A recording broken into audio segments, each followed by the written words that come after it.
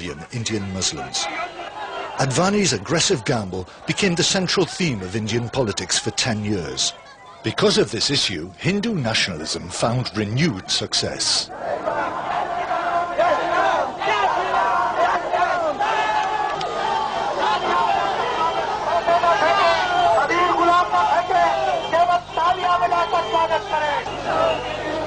On the 6th of December 1992, a crowd of Hindu extremists bypassed indecisive officials and the unmotivated forces of law and order and reduced the mosque to rubble.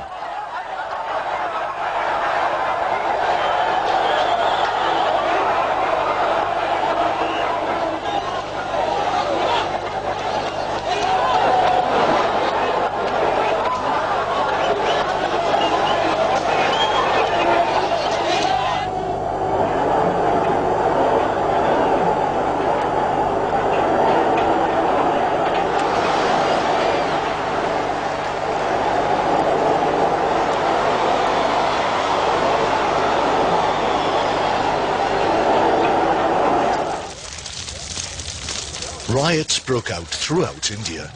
Muslims were hunted down, and in Bombay the scenes of violence recalled the massacres of the partition era.